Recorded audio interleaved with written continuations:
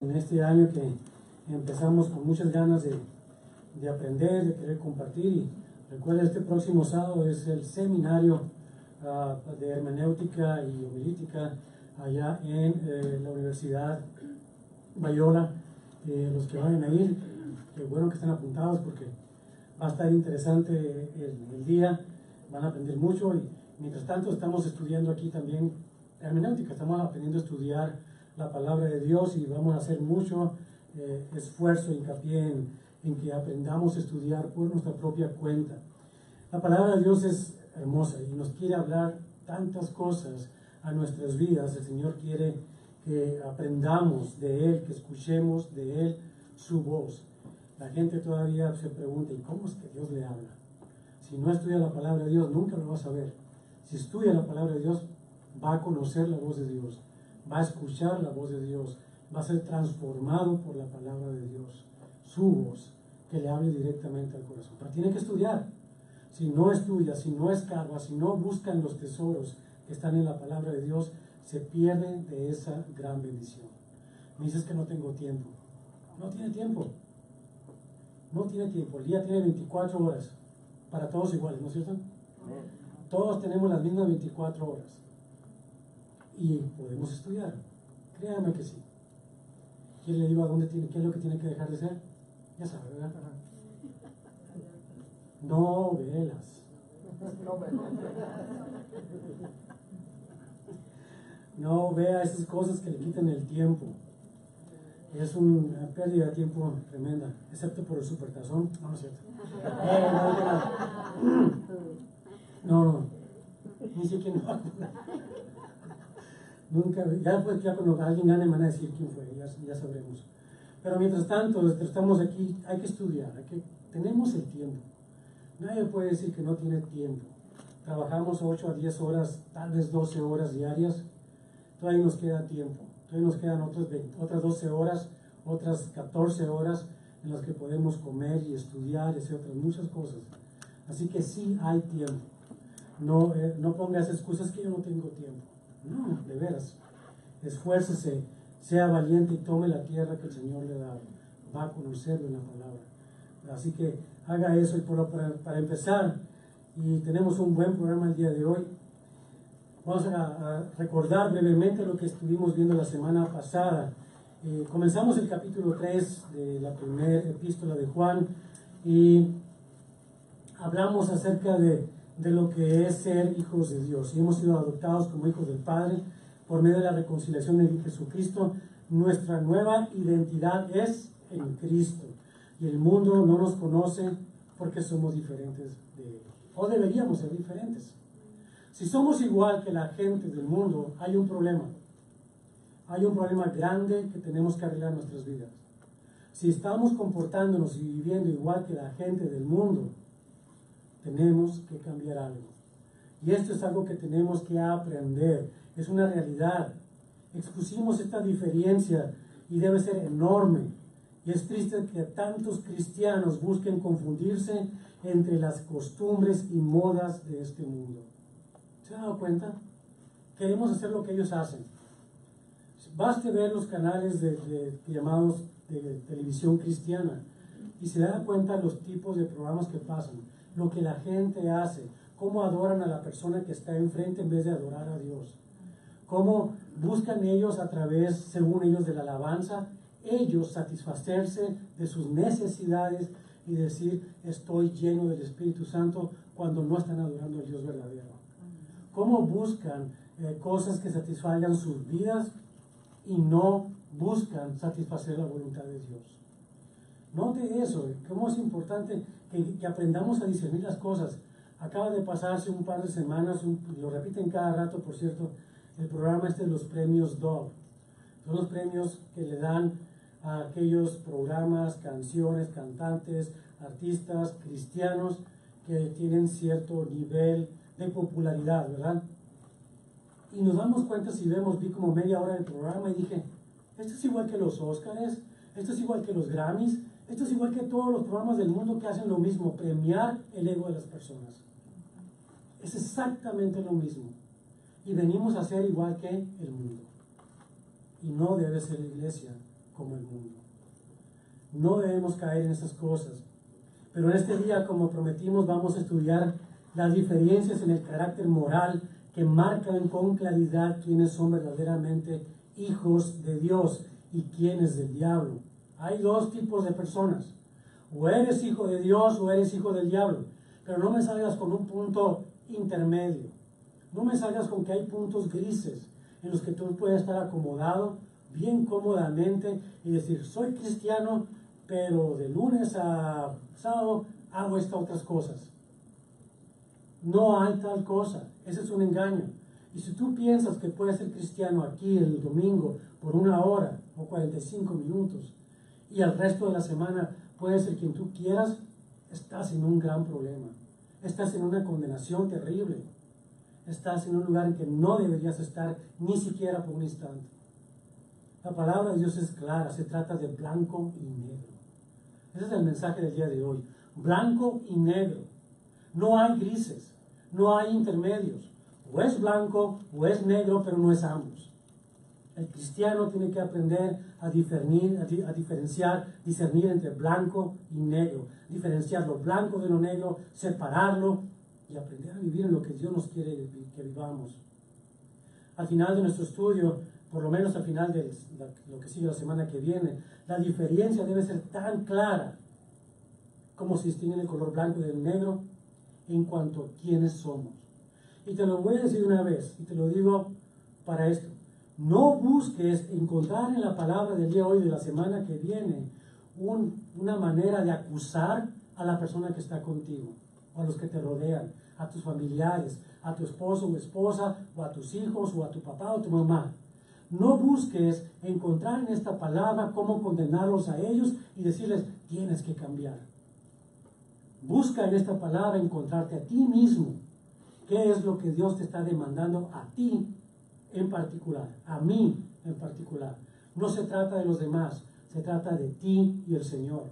¿Qué es lo que tú quiere el Señor que tú hagas? Así que vamos al texto de hoy y vamos a estudiar esto en 2 partes, como le dije, y tal vez quede con muchas preguntas. Me encanta que tenga preguntas, yo tengo otras preguntas que hacer también. Pero para mejor comprensión vamos a estudiarlo poco a poco. Vamos a leer todo el texto completo el día de hoy, pero vamos a revisitarlo la semana que viene, si Dios nos lo permite. Así que acompáñenme a leer Primera Epístola de Juan, capítulo 3, versos 4 al 24. Amén.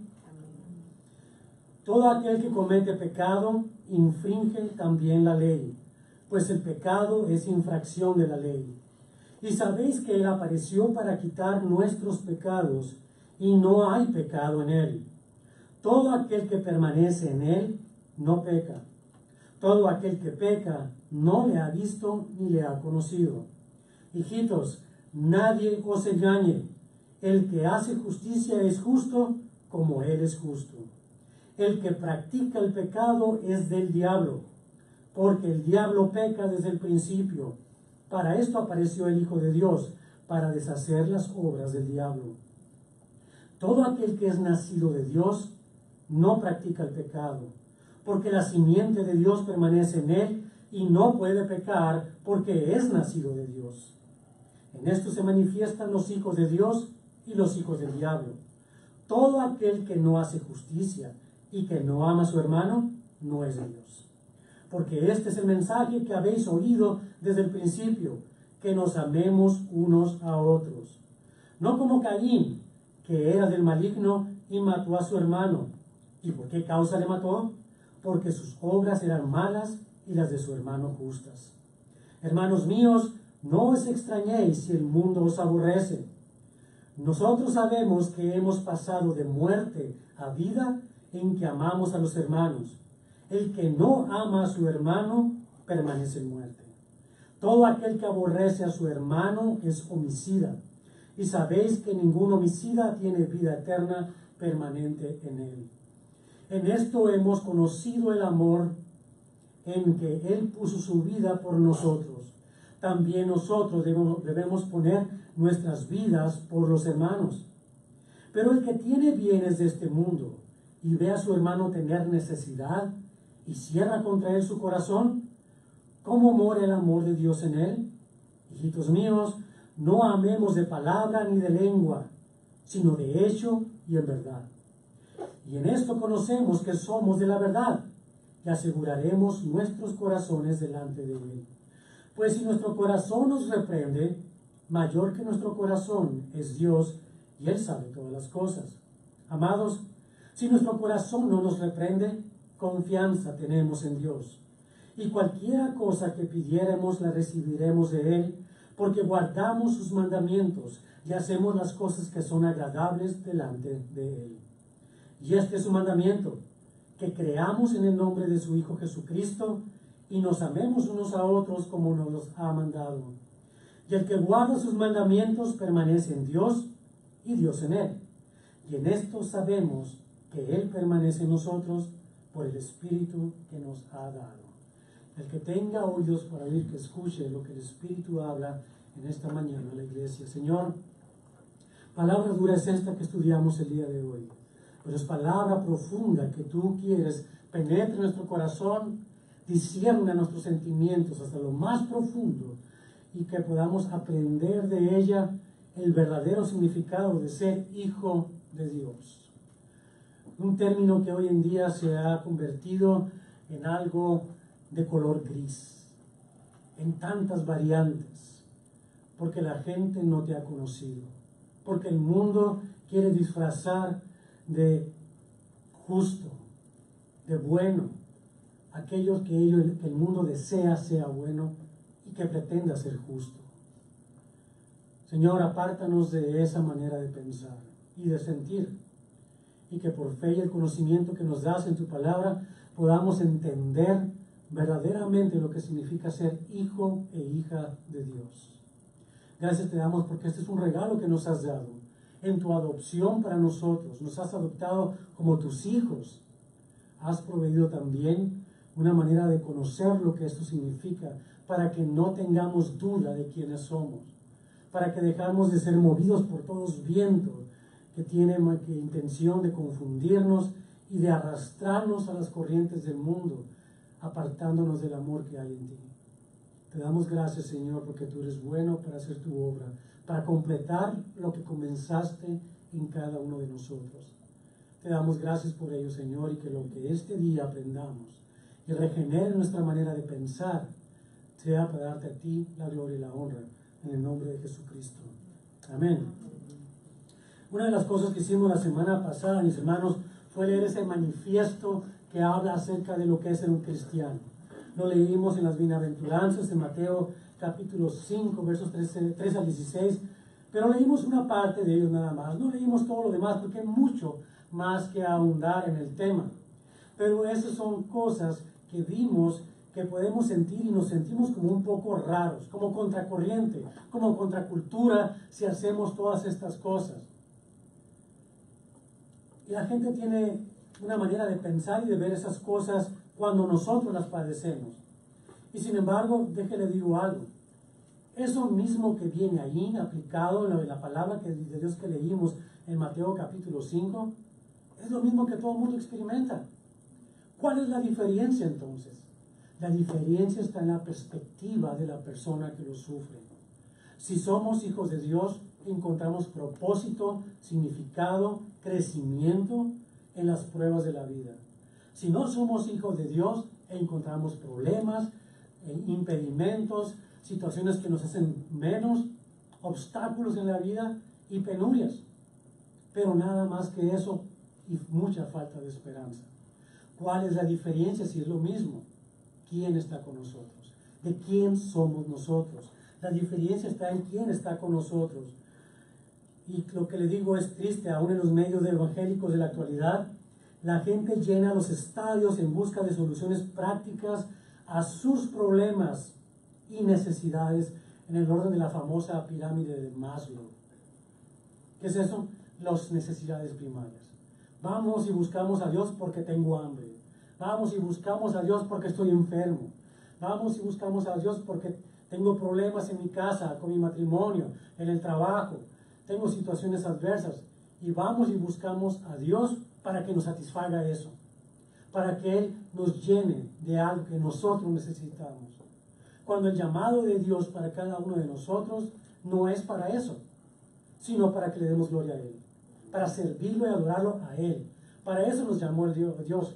No nos llamó para que nosotros viviéramos una vida suave, tranquila y sin problemas, con el banco lleno de sus cuentas sin ninguna deuda.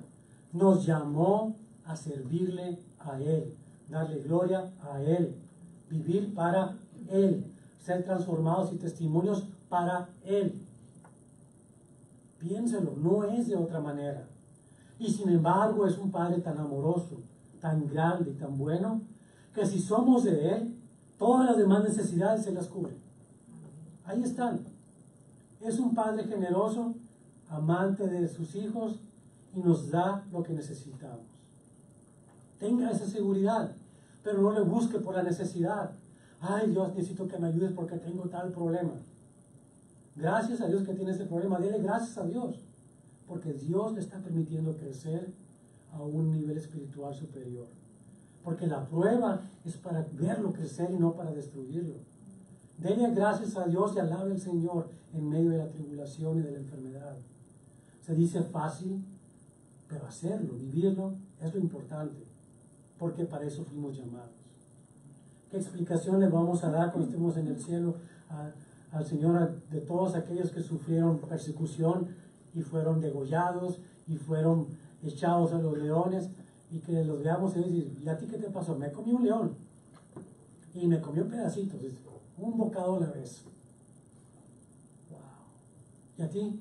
Pues me morí viejito en un coach ahí viendo la televisión. Qué bien.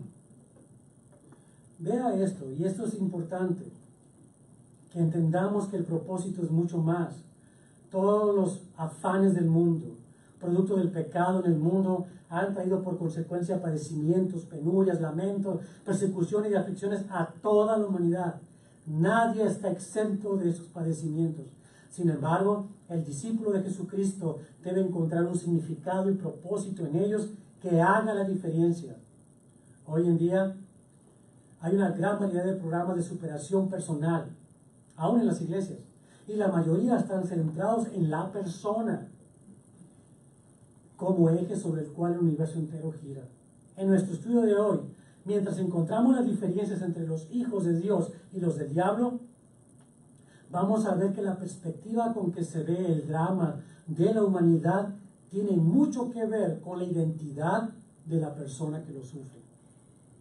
Al estudiar verso por verso en este capítulo 3 de primera carta de Juan, vamos a conociendo esas diferencias en las perspectivas del humano, y que nosotros aprendamos a verlo bajo la perspectiva de Dios. Bien, entonces vamos al primer verso, el verso número 4, y de aquí comienza algo bien profundo. Dice, todo aquel que comete pecado infringe también la ley, pues el pecado es infracción de la ley. Palabras profundas, pero subraya estas palabras, comete pecado. Y subraya también la palabra, pecado es infracción de la ley. En este verso está marcando una diferencia contundente en cuanto al estado de la conducta de los hijos de Dios, cuyo punto pivotal está centrado en un cambio radical de conducta. ¿Pecar o no pecar? Esa es la pregunta. ¿Pecar o no pecar? Pero antes que nos autocondenemos, porque ya está pensando, híjole, pues aquí esta mañana ya hice algo malo. Y antes de que nos condenemos nosotros mismos, vamos a tranquilizarnos un poco, pero tengamos el pensamiento. No podemos apartar la vista de lo que significa el pecado. Recordemos, como lo hicimos la semana pasada, que al principio del sermón que escribió Juan, escribió que todos pecamos, ¿verdad? ¿Recuerden? Todos pecamos. Y que la sangre de Jesucristo nos limpia de todo pecado. Y más aún si decimos que no hemos pecado, le hacemos mentiroso a Él y la verdad no está en nosotros. La gramática de este verso 4 es importantísima. Por eso le pedí que subrayara las palabras comete pecado. Y vamos a ver qué significa esto. Cometer significa pensar, desarrollar, planear ejecutar. Pensar, desarrollar, planear y ejecutar. Volviendo al concepto del pecado, nos lleva a esto, que una persona que peca de esta manera cometiendo pecado, significa que tuvo tiempo para pensar en la acción, hacer un plan de cómo hacerlo, salirse con la suya, ¿verdad? Y llevarlo a cabo, ejecutarlo. La espiral es terrible, por eso nos sorprende que en algunos círculos, en algunos llamados pastores y maestros, hayan llegado al extremo del adulterio, por ejemplo. Al adulterio. Cuando el adulterio no es un acto que ocurre en un instante, en un segundo, sino que toma tiempo. Toma tiempo en pensar, se van los ojos. Después de los ojos se va el pensamiento. Y el pensamiento empieza a maquinar cosas lentamente, como el caso de David y Bathsheba, ¿verdad? Betsabé, ¿verdad? David y Betsabé. Se asomó, no tengo nada que hacer, me voy al balcón, veo para abajo. Ah, hay una mujer ahí. ¿Por qué tengo que quedarme a ver la mujer? Me volteo por otro lado, hay otro balcón por aquel lado. ¿Me puedo ir a otra parte? ¿Me puedo ir a la guerra? ¿Qué es lo que tenía que estar haciendo? Ah, no, volteo ahí. Y empieza el problema, maquinar. Lo que sigue de la maquinación, el pensar, desarrollar un plan, llegó a la ejecución. Una espiral larga, lenta, que lleva al hombre al pecado. Y es terrible porque cuando conocemos lo que dice la palabra de Dios, no hay excusa para ello. Cometer pecado significa haber hecho todas estas cosas, pensar, desarrollar, planear, ejecutar. Pero entendamos lo que significa pecado en todo lo que ello es. No voy a permitir leer el resumen que Scofield, que viene de la Biblia estudio que tengo conmigo, describe lo que es el pecado. Y le voy a pedir que tome sus notas para que estudie eso también en su casa. Pero dice así, pecado, resumen. Los significados literales de las palabras griegas y hebreas que se traducen pecado, pecador, etc., revelan la verdadera naturaleza del pecado en sus manifestaciones múltiples. En cómo se manifiesta el pecado, vamos a ver, son 7 maneras en que se manifiesta. Primera, transgresión. Transgredir la ley, es decir, rebasar el límite de lo que Dios ha puesto como hasta aquí llegas. El pecado nos hace pasar los bordes, brincarnos la cerca, pues, para hacer aquello que sabemos no debemos hacer. Como el rey David, como, de hecho, y escribió, a lo que le acabo de decir un momento, escribió cuando después de un año fue confrontado con su pecado, escribió este salmo, el Salmo 51. Nada más lea el primer verso conmigo, dice: ten piedad de mí, oh Dios, conforme a tu misericordia. Conforme a la multitud de tus piedades, borra mis rebeliones. Y en Romanos 3:23, por cuanto todos pecaron y están destituidos de la gloria de Dios. Todos pasamos por encima del límite que marca Dios en su ley. Todos lo hemos hecho. Y es algo terrible. Eso significa transgredir el límite divino de lo que es bueno y lo malo. Luego también el pecado se manifiesta en iniquidad. Iniquidad, que es una acción inherentemente mala. Algo que sabemos que es malo por su carácter moral, lo que esto significa hacerlo, y lo hacemos. Eso es pecado. Esto está expresamente, que sea un acto expresamente prohibido o no expresamente prohibido por la palabra de Dios. Por ejemplo, en Romanos nos habla de esta manera, en capítulo 1, versos 21 al 23. Pues habiendo conocido a Dios, no le glorificaron como a Dios, ni le dieron gracias a Dios, sino que se envanecieron en sus razonamientos y su necio corazón fue entenebrecido. Profesando ser sabios, se hicieron necios y cambiaron la gloria de Dios incorruptible en semejanza de imagen de hombre corruptible, de aves, de cuadrúpedos y de reptiles. Es decir, sabemos que era malo, sabemos que hay un solo Dios y nos ponemos a hacer otros dioses. Sabemos que hay cosas que son en contra de la naturaleza humana y ahí vamos a hacerlas. Eso es iniquidad. Otra manera en que se manifiesta es en el error. Erramos. Es la desviación de lo correcto. Entendemos lo que es correcto porque nos lo dice: no matarás. Ok, no matarás. ¿Qué significa no matarás? ¿Qué significa no robarás? Entendemos lo que son las palabras, son claras. pero nos desviamos de ahí. Es que ¿qué tanto es tantito? Decimos, es un penny que me encontré en el escritorio de tal persona, no le hace falta. O es el lápiz que me traje de la oficina a la casa, o las hojas de papel, o lo que sea. ¿O saben qué? El tiempo. Tengo 8 horas para trabajar en el día y me tomo media hora a tomarme mi café y ver el Facebook, mientras me están pagando por ello. Eso es robar. Eso es robar también. Es errar, es una desviación de lo correcto.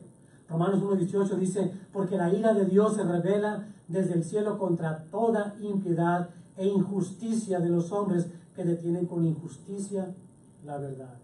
Y que también le acabamos de leer en el verso número 4 del capítulo 3 de primera carta de Juan.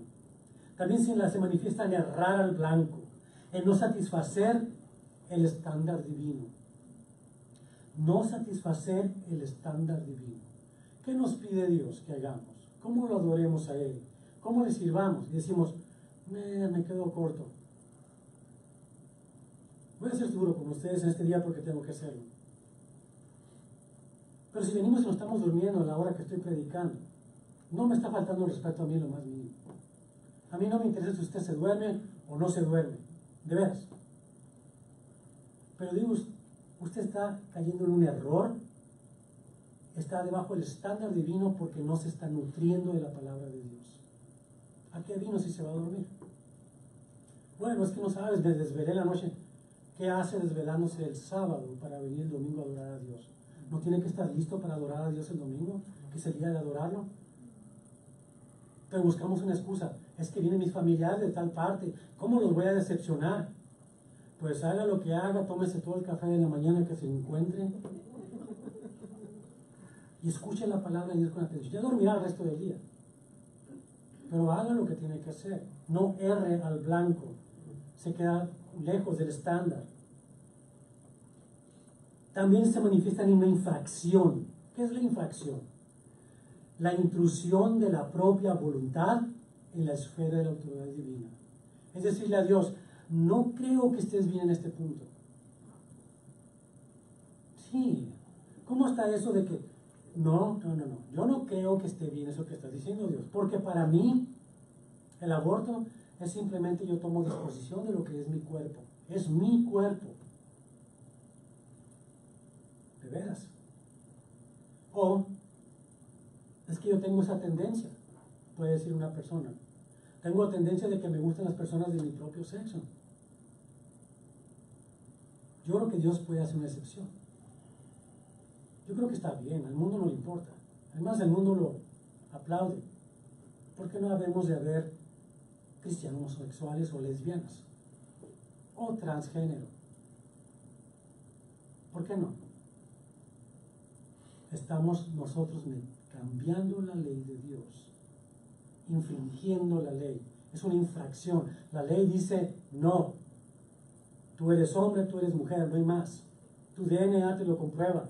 Tienes tantos cromosomas. Y si eres hombre, tienes un cromosoma Y. Si eres mujer, tienes los dos iguales. No hay otra cosa. Puedes disfrazarte de lo que tú quieras. Tú eres hombre o tú eres mujer. Pero no me puedes decir una cosa que no es. Esa es la ley de Dios. Es infracción. En Efesios 2:1 dice, y Él os dio vida a vosotros cuando estabais muertos en vuestros delitos y pecados, transgrediendo la ley. También es un desorden. El número 6 de las manifestaciones del pecado es un desorden o anarquía espiritual. En primera carta de Timoteo nos habla de esta manera, el verso 9 en el capítulo 1. Conociendo esto, que la ley no fue dada para el justo, sino para los transgresores y desobedientes, para los impíos y pecadores, para los irreverentes y profanos, para los parricidas y matricidas, para los homicidas. Anarquía espiritual. Yo voy a hacer lo que me dé la gana, no importa lo que diga Dios.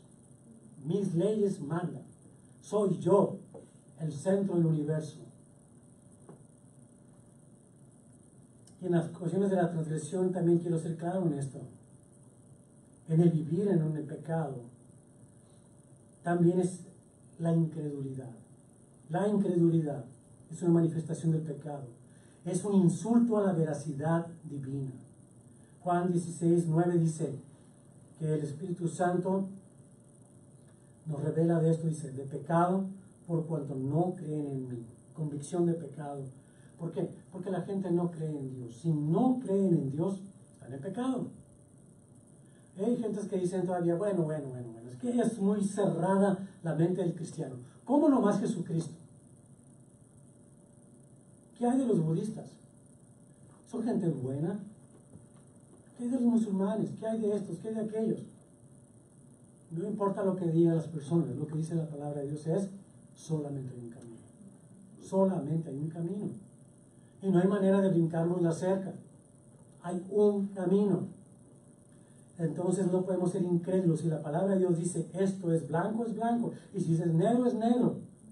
Dejemos de jugar el juego de hacer nuestra propia interpretación, porque la palabra es clara en todo lo que define lo que es pecado. Y bueno, mis hermanos, quise que tuviéramos esta definición. Perdón, me falta una todavía. Son 7 definiciones de la manifestación. Pero el pecado también se puede resumir en una manera triple de esta manera. Primero, como acción. En cuanto a acción, lo que hace el pecado, la acción del pecado, bueno, la acción es la violación o desobediencia de la voluntad revelada de Dios. Eso es pecado. En cuanto a la acción, es a la desobediencia a la voluntad de Dios. Desobedecemos lo que Dios quiere. Y me acordé la mañana del caso de los niños, ¿verdad? De los bebés, que le dice la mamá, siéntate. No me siento, ¿verdad? Y ahí haciendo, no me siento. Entonces la mamá voltea con esa mirada. A ver, mamás, ¿cuál es la mirada? Los hijos la entendemos bien, ¿verdad? La autoridad de la mamá, y nos sentamos, pero decimos, ok, por fuera estoy sentado, pero por dentro estoy parado. La acción del pecado, accionando nuestra manera de ser, es la transgresión a la voluntad, la violación o desobediencia de la voluntad de Dios. Y número 2, como estado. Una es la acción, la otra es el estado de la persona. Es la ausencia de justicia. La persona que no tiene a Dios no tiene justicia. Podrá vivir la justicia del mundo, pero no vive la justicia de Dios. Y eso es pecado. Y en cuanto a la naturaleza, su naturaleza como pecado, ¿qué hace? ¿Qué es? Enemistad con Dios. El pecado nos hace enemigos de Dios, como decía Pastor Edwin. Éramos enemigos de Dios. Y cada que pecamos, separamos nuestra estrechez con Dios y hacemos un espacio. Cada vez que pecamos. Y quise que tuviéramos esta definición más amplia de lo que es pecado, porque nos hace pensar en la gracia que tenemos los hijos de Dios. Juan habla de que los hijos de Dios no cometen pecado y que el pecado es infracción de la ley. Su mente está empezando a trabajar igual que la mía, y yo espero. Y diga, estoy metido en problemas, parece que no soy un hijo de Dios. Parece que soy hijo del diablo. Pero note esto, si esta es la verdad, y lo es, entonces no habría ninguna esperanza de que los hijos de Dios siquiera existiéramos. No habría esperanza, seríamos como el mundo. Y aquí les va la pregunta, ¿por qué entonces hay hijos de Dios e hijos del diablo? Si ambos pecamos, ¿cuál es la diferencia? Póngase pregunta en su mente, un rato lo vamos a poner en el congelador por unos instantes mientras avanzamos. Pero no la apartemos de nuestra mente, tenemos que estar pensando en esto. Hasta este punto, en el verso 4, Juan nos ha dejado plasmado lo que es el pecado, infracción de la ley. Pero continuemos ahora con nuestro estudio en el siguiente verso. Verso número 5. Y sabéis que Él apareció para quitar nuestros pecados y no hay pecado en Él. Como que empezamos a respirar. De ahí viene la respuesta a esa gran pregunta. La pregunta de, ¿cuál es la diferencia si pecamos todos igual? El propósito de la venida y sacrificio de Jesucristo es evidentemente necesario, de acuerdo a lo que estudiamos en el verso 4, acerca de no cometer pecado. Jesucristo vino para quitar nuestros pecados, aun cuando Él es santo, santo, santo. Pablo escribió acerca de esto en la segunda carta a los Corintios, capítulo 5, verso 21. Al que no conoció pecado, por nosotros lo hizo pecado, para que nosotros fuésemos hechos justicia de Dios en él. El objetivo de Cristo es el hacernos justos. Eso es, hacernos justos. Aun cuando éramos injustos. En hacernos santos, aun cuando éramos pecadores. Es por lo tanto su justicia en nosotros la que nos separa de los hijos del diablo en cuanto a nuestra posición al pecado. Su justicia en nosotros. Cuando Cristo murió cargando nuestros pecados en la cruz, Él se llevó sus pecados y nos cubrió con su vestimenta de justicia. Y somos justos porque Él nos invistió de justicia. Nos impuso su justicia a cada uno de nosotros. Es por lo tanto su justicia en nosotros la que nos separa de los hijos del diablo, como dije. Cristo vino a romper las cadenas que nos impedían acercarnos a Él para pedir ser reconciliados por la gracia del arrepentimiento y la confesión de pecados. Si no hay arrepentimiento, si no hay confesión de pecados, no hay perdón de pecados. Ese es un gran problema para la humanidad, especialmente en los círculos evangélicos modernos, porque jamás se toca el tema. Pero ¿cuál fue el tema principal del que hablaron todos los profetas del Antiguo Testamento? Arrepentirse. Arrepiéntanse. ¿Cuál fue lo que dijo el último profeta del Antiguo Testamento, Juan el Bautista? Arrepiéntanse. ¿Qué es lo que dijo Jesús en cuanto empezó a predicar? Arrepiéntanse. ¿Qué es lo que dicen los apóstoles en todo el Nuevo Testamento? Arrepiéntanse. Si no hay arrepentimiento, no hay perdón y no hay justicia de Dios en nosotros. Seguimos siendo como la gente del mundo y podemos vivir engañados. Si yo levanté la mano y yo dije, Señor, ven a vivir a mi corazón, pero si no me arrepiento de mis pecados, no hay tal cosa.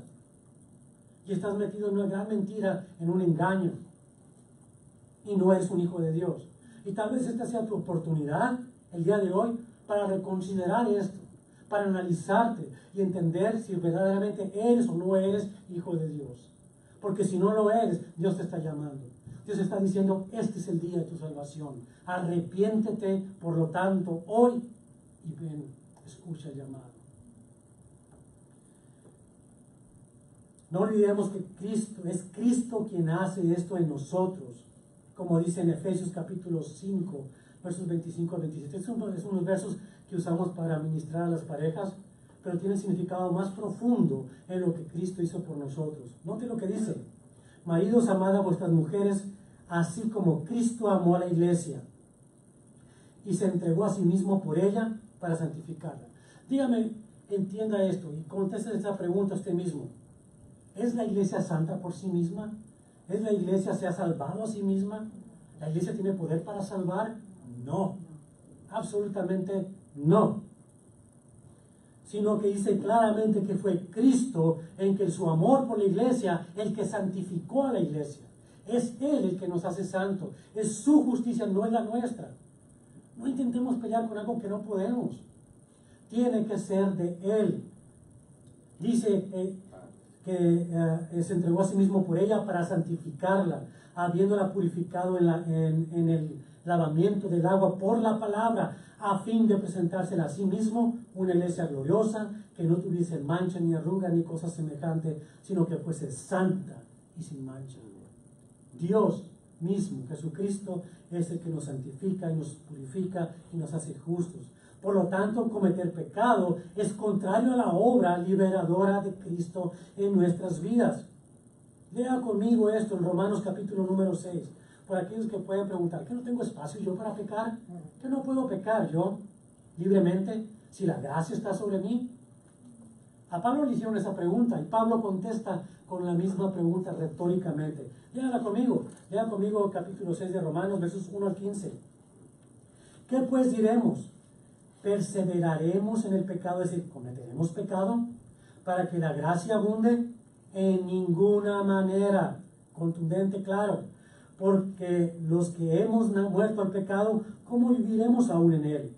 ¿O no sabéis que todos los que hemos sido bautizados en Cristo Jesús hemos sido bautizados en su muerte? Porque somos sepultados juntamente con Él para muerte por el bautismo, a fin de que como Cristo resucitó de los muertos por la gloria del Padre, así también nosotros andemos en vida nueva. Porque si fuimos plantados juntamente con Él en la semejanza de su muerte, así también lo seremos en la de su resurrección. Sabiendo esto, que nuestro viejo hombre fue crucificado juntamente con él, para que el cuerpo del pecado sea destruido, a fin de que no sirvamos más al pecado. Porque el que ha muerto ha sido justificado del pecado. Y si morimos con Cristo, creemos que también viviremos con él, sabiendo que Cristo, habiendo resucitado de los muertos, ya no muere, la muerte no se enseñorea más de él. Porque en cuanto murió, al pecado murió una vez por todas, mas en cuanto vive, para Dios vive. Así también vosotros, consideraos muertos al pecado, pero vivos para Dios en Cristo Jesús, Señor nuestro. No reine pues el pecado en vuestro cuerpo mortal, de modo que lo obedezcáis en sus concupiscencias. Ni tampoco presentéis vuestros miembros al pecado como instrumentos de iniquidad, sino presentaos vosotros mismos a Dios como vivo de entre los muertos, y vuestros miembros a Dios como instrumentos de justicia. Porque el pecado no se enseñoreará de vosotros, pues no estáis bajo la ley, sino bajo la gracia. ¿Qué pues? Vuelve a preguntar Pablo. ¿Pecaremos porque no estamos bajo la ley, sino bajo la gracia? La respuesta es la misma. En ninguna manera. En ninguna manera. Creo que la pregunta ya se está empezando a contestar en sus mentes. Pero avancemos un poco más y entendamos algo más. El verso 6. Todo aquel que permanece en él no peca. Todo aquel que peca no le ha visto ni le ha conocido. Hablando de permanencia, o permanecemos en él o permanecemos en el pecado. Pero no podemos hacer las dos cosas. En el sentido de la palabra permanece es el mismo que la palabra cometer del verso 4. Es el mismo sentido. Es decir, si estamos en Cristo no podemos estar cometiendo pecado, puesto que ambas proposiciones son mutuamente excluyentes. No hay tal cosa como una persona que diga que está en Cristo y al mismo tiempo está practicando o viviendo en pecado. Es, como dijimos, tan distinguible como el blanco y el negro. Y aquí voy a ser duro otra vez en estas palabras, porque tenemos que entender, Dios nos está hablando el día de hoy. Si unas personas, como ha sido el caso en el tiempo pasado, viene una pareja, se sienten entre nosotros y nos damos cuenta que uno de los dos es transexual, ¿qué hacemos? Esas personas están viviendo en pecado. Una cosa es muy diferente que una persona venga sola, que tenga una tendencia a la homosexualidad, al lesbianismo, y esté buscando de Dios, esté buscando encontrar cuál es su identidad, porque está confundido, porque tiene problemas, por una serie de circunstancias, y está buscando encontrar en Dios una respuesta. Dios le va a hablar y Dios le va a dar su identidad, se la va a regresar. Pero aquellas personas se sientan y dicen, es que nosotros no estamos viviendo en pecado, es natural. Yo sentí que tenía que ser mujer y soy mujer. De veras. Hablamos de lo que significa. Por eso definimos claramente lo que es el pecado. Para que no me diga que hay puntos grises para una persona. Voy a hablar también de otra manera. Si una pareja viene entre nosotros, hombre y mujer, y no se han comprometido en matrimonio legal, están viviendo en pecado. Y eso es transgresión. Y eso es pecado. No se pueden llamar cristianos si no arreglan el asunto, porque están viviendo fuera de la gracia. No se puede solapar esa cosa. Es algo que tiene que arreglarse personalmente, pero se tiene que arreglar. No se puede dejar ahí para después. Porque si están conviviendo como pareja, tiene que haber una legalidad. ¿Y sabe qué? Aquí estamos dispuestos a servirles si ese es el caso. El día que usted quiere casarse, que está listo, aquí venga y nosotros le ayudamos.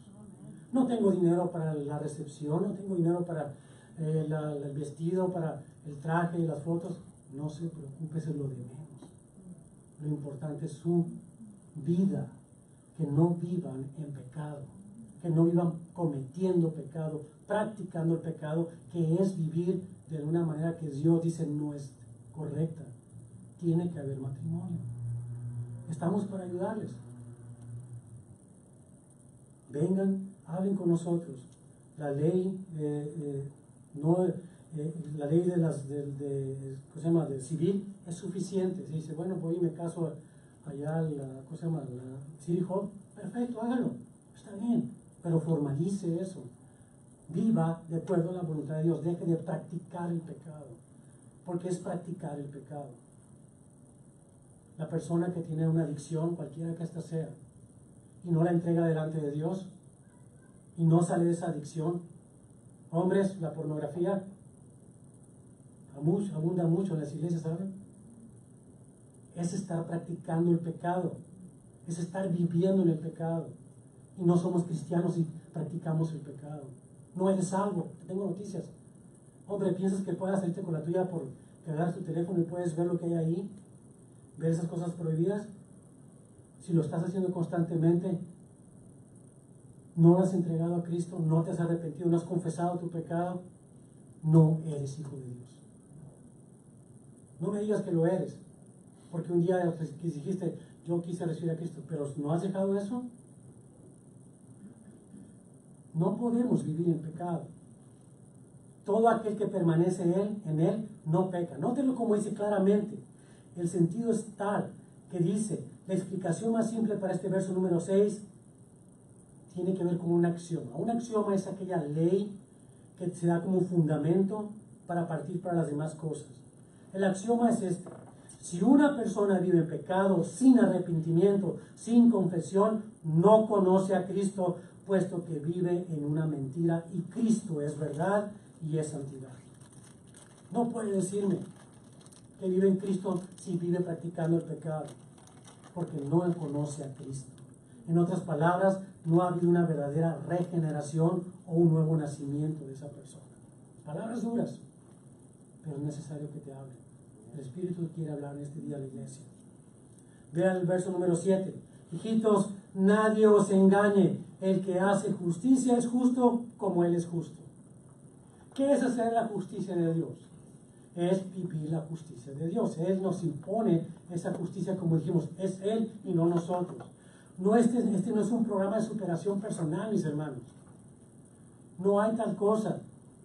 Las personas pueden leer la Biblia sin tener el Espíritu Santo y pueden decir, aquí dice que no haga esto, no lo hago. Es algo externo. La Biblia puede decir un montón de cosas, la pueden leer y dicen, oh, aquí dice que no robe, que no mienta, que esto, ok, está fácil, no lo hago. Lo puedo hacer si practico. No es algo. No es algo. Porque el cristiano debe comprender una cosa: no es posible. No es posible nuestras fuerzas. Necesitamos depender de Dios por completo para poder ser justos. Es su justicia, no la nuestra. Recuerde, es la justicia de Dios en nosotros, no es nuestra justicia. No es como yo vea el mundo, es como Dios lo ve. Eso es lo que es importante. El resultado de esa regeneración es una transformación en la conducta de la persona de lo interior a lo exterior. La religión es de afuera hacia adentro. Pretendo que soy bueno, me pongo mi mejor ropa los domingos, pongo mi buena cara y vengo y me siento aquí. Soy buen cristiano, soy salvo. No es cierto. Es mentira, es un engaño.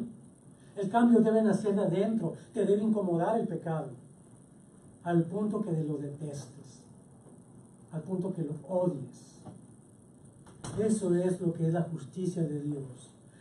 Se manifiesta en obra de justicia, que es la voluntad de Dios. Este comportamiento justo no es, por lo tanto, obra de la superación personal obtenida por estudio y análisis del comportamiento humano, seleccionando conscientemente lo que es conveniente. No, por el contrario, es la manifestación de una nueva personalidad en aquel humano que no tiene poder propio para ejecutar esas obras de justicia divina.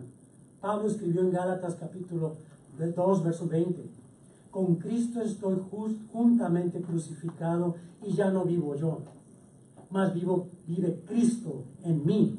Y lo que ahora vivo en la carne, lo vivo en la fe del Hijo de Dios, el cual me amó y se entregó a sí mismo por mí. El Hijo de Dios ha reconocido en primer lugar que está muerto, crucificado en cuanto a su naturaleza pecadora. Y segundo, que el remanente que queda en su cuerpo, en su vida, de sus imperfecciones, de sus pecados son soportadas, no sin angustia, al ponerlas a los pies de Cristo, por fe, en fe de que el poder de la regeneración también va a quitarnos eso del camino. Fe que es solamente en Cristo y no en el esfuerzo propio. Con el verso 8 para concluir, no se emocione, ya sabe lo que significa eso para el pastor. El que practica el pecado es del diablo, porque el diablo peca desde el principio.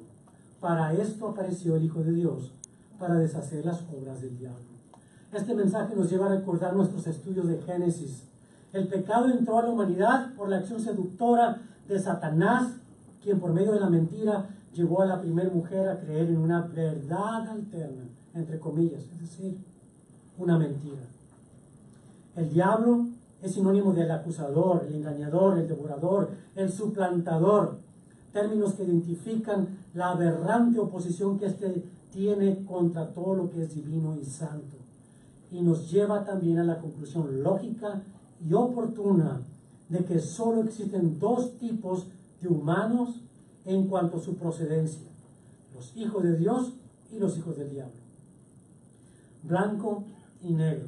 Ahora, los hijos de Dios en realidad no proceden en su origen terrenal de Dios, ninguno, no hay ni uno solo, sino que son comprados a precio de sangre por el unigénito Hijo de Dios, Jesucristo, y venimos a ser adoptados hijos de Dios, lo que exige un cambio de naturaleza, o como dijimos, una regeneración.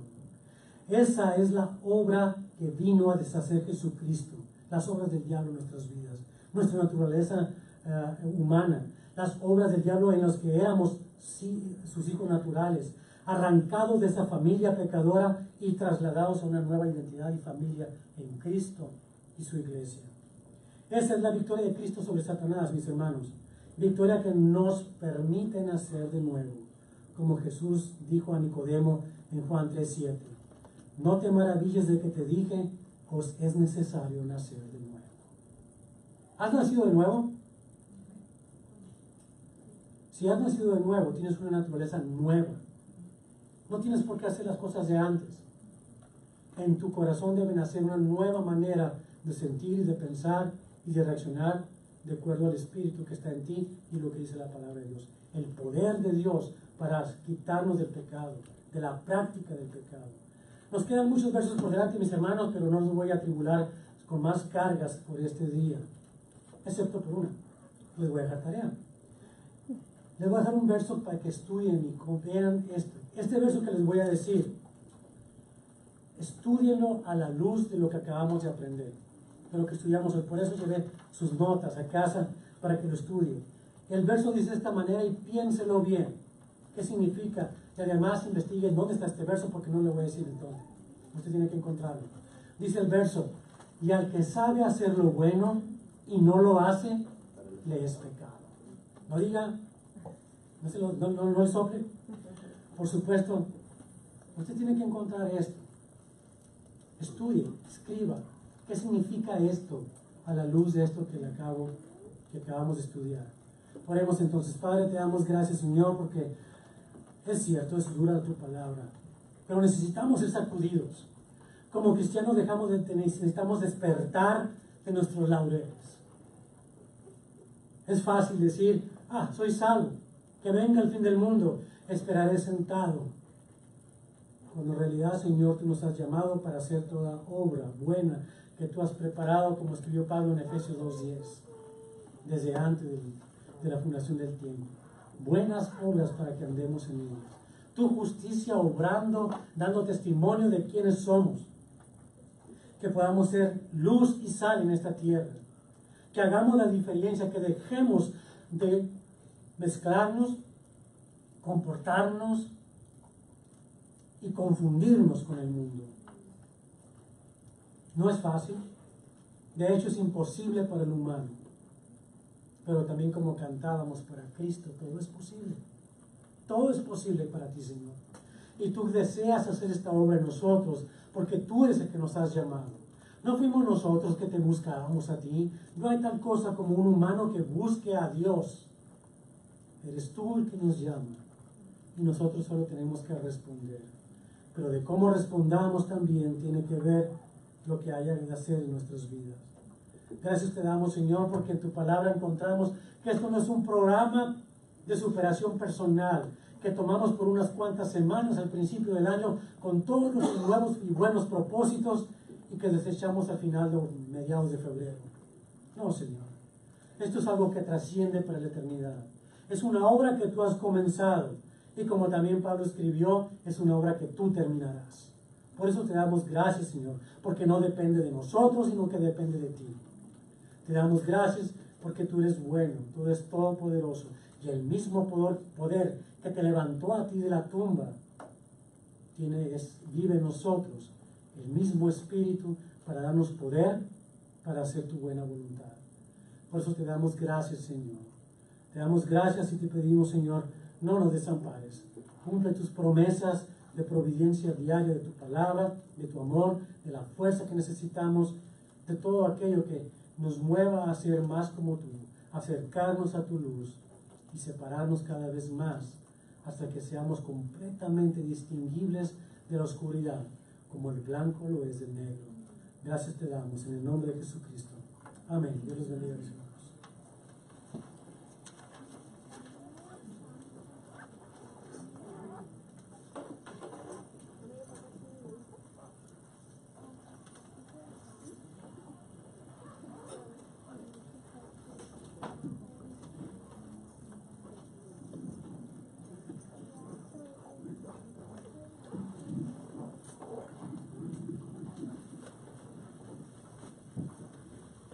Bueno, entonces vamos a ponernos de pie una vez más para alabar a nuestro Señor y darle toda la gloria y honra que solamente Él se merece. Amén. ¿Cuántos están animados por la palabra que escuchamos hoy? Amén. Es un gozo, una alegría poder escuchar su palabra.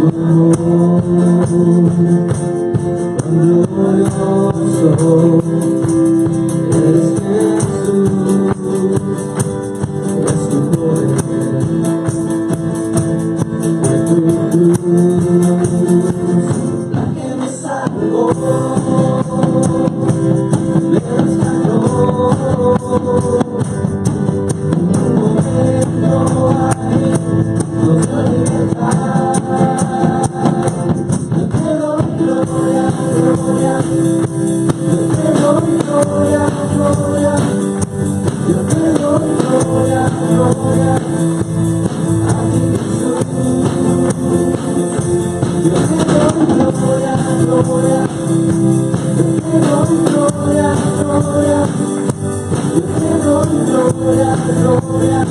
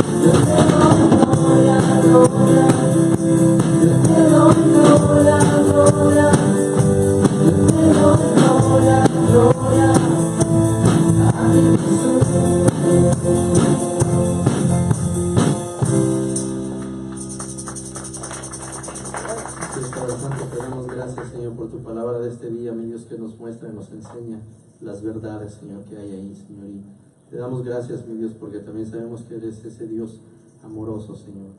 Gracias te damos en nombre de ti, Hijo Jesús. Amén. Bueno, que pase una feliz tarde y nos vemos el miércoles a las 7.